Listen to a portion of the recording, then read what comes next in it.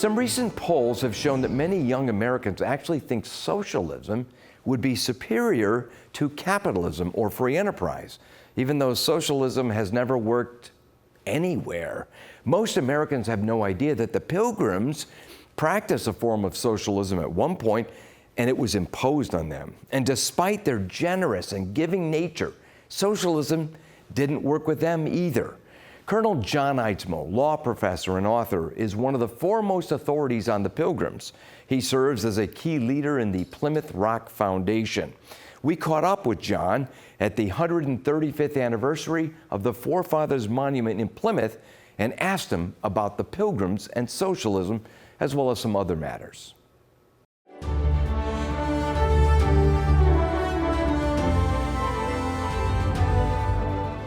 I understand one of the legacies of the Pilgrims is that they had a form of socialism, if you will, forced upon them. And as they tried it, it just didn't work, and they said, forget it, we're going to have more of a free enterprise type system. Tell us about that. That is exactly what happened. That as they first came over in 1620, the merchant adventurers who were financing them from England, and of course they're entitled to return on their investment, that's what it's all about, they're in business. But they thought that they could get a better return on their investment if the Pilgrims held all things in common rather than each having private property, private plots of fields to grow and so on like that. And so they forced on them this system of communism in effect. The Pilgrims didn't want it, but it was kind of put on them at the last minute, and they wouldn't be able to sail until the next year if they hadn't accepted it, so they bought into it. But there was a clause in the agreement that said that in an emergency, they could depart from that condition. Well, we had an emergency. Socialism worked for them about the way it worked in Jamestown, and about the way it's worked in every society where it's tried. It results in universal misery, universal poverty, and anyway, that's what was happening here.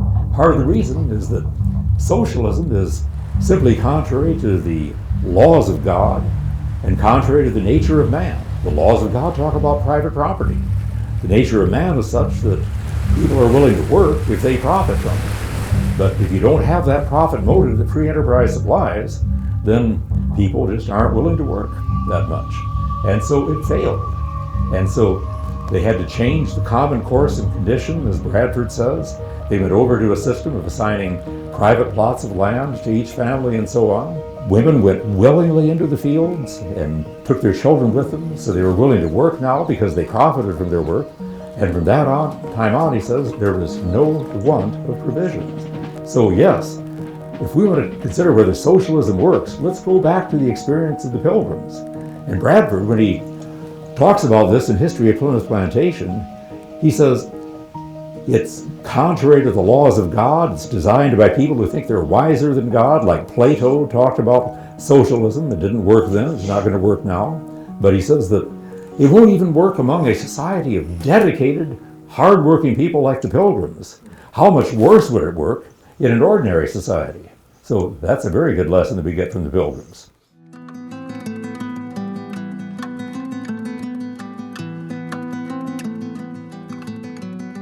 One of the legacies of the Pilgrims is that they had a desire that the gospel be spread even if they themselves weren't necessarily the ones directly involved in it, that they would be stepping stones. Can you talk about that legacy of the Pilgrims? Exactly. They believed that the Native Americans that they saw here were people created by God, people with souls like themselves, and people who were in need of salvation.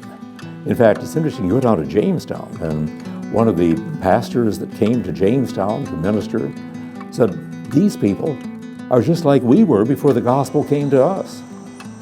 And so we need to bring the gospel to them. And that's exactly what the Pilgrims and the Puritans to the north here thought too, that we need to evangelize these people.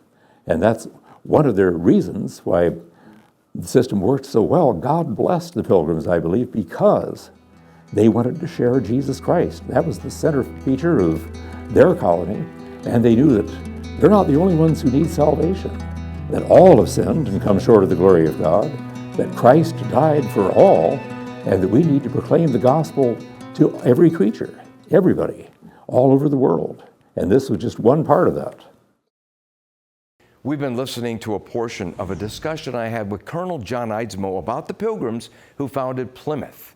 Colonel Eidsmoe serves as the chairman of the board of the Plymouth Rock Foundation. Although the Pilgrims were small in number, they ended up being very influential in American history. In the Mayflower Compact, they said they came for the glory of God and the advancement of the Christian faith. And they helped lay a foundation for what would ultimately become the United States of America. It's interesting how a form of socialism was imposed on them, and like always, it didn't work. In fact, there's not one square inch on the planet where socialism works, although the elites who run these schemes do exceedingly well. The Castro brothers had wild and lavish and expensive parties, while the average Cuban was in virtual bondage. Why does socialism keep getting introduced and reintroduced to naive people over and over?